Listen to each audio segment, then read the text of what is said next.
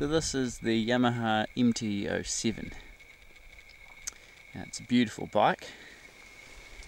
I got it second hand for probably $3,000 cheaper than normal because it had a wee slide at the start of its life and then someone's repaired it all. But this is my first bike, so I thought it was a good way to go to get a nice bike a lot cheaper. Akrapovic exhaust, beautiful exhaust. Now you can see I've got the DB killer in there. Now with that out, it is horrendously loud.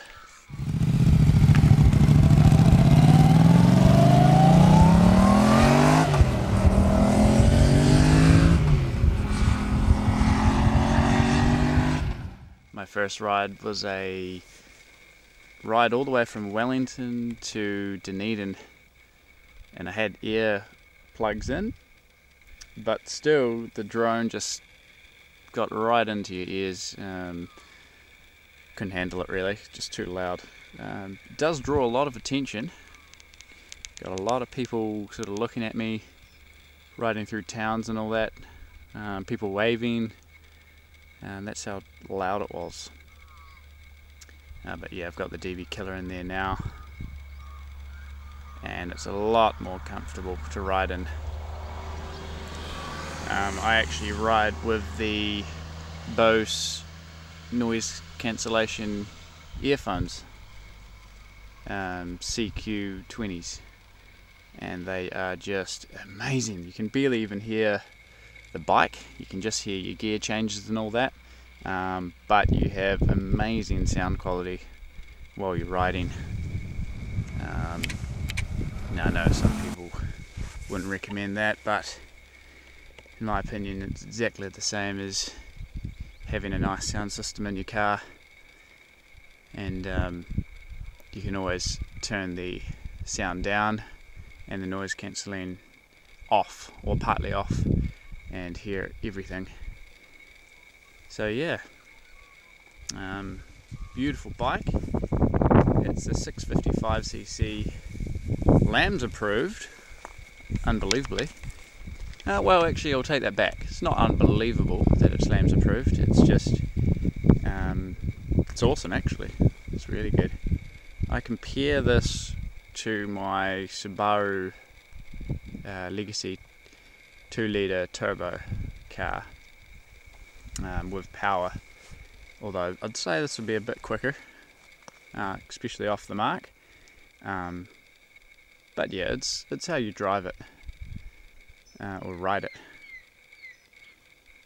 You know, a lot of people think, oh, you know, motorbikes are so dangerous, why don't you start on something a bit smaller or whatever, but honestly it's all you. It's all in the throttle response there. If you drive like a madman, yeah, of course, you could crash and die, but it's exactly the same for cars. So just ride responsibly, I guess. Now, I saw a lot of videos, I did a lot of research on this bike, and this was the clear winner with fuel consumption and power. Just sort of ticks all the boxes, and my god, the fuel is good. I mean, you can floor this and just sort of hoon around everywhere, give it the beans, and you barely notice it in the fuel. And then when you do fill it up, it's only $20 New Zealand to fill the tank up. It's unbelievable. And out of that $20 tank, I can get 300 kilometers. Yeah, it's amazing, really. It's hell of a lot cheaper than my car. Let's just say that. All right, let's start it up. Sorry about this, guys. I did have my Canon 750D here, which is a brand new camera of mine, and I had a nice microphone on that, but it's bloody flat, and the microphone doesn't work on this camera. So I might have to do this again actually, but that's okay. So turn it on here. Lovely thing popping up on the screen there. So this is with the DV killer in. Hear the exhaust there. Sounds quite lovely actually.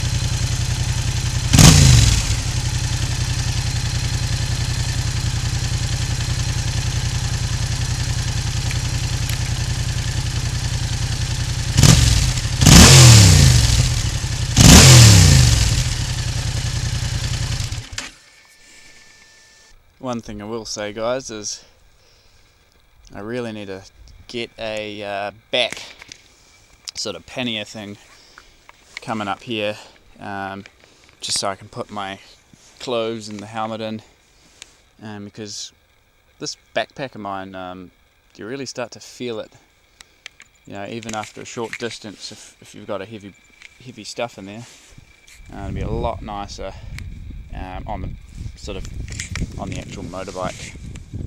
And I know it's sort of not very nice looking once you got all that crap on the back, but yeah, it's more about comfort than anything else. Looks don't really matter so much to me.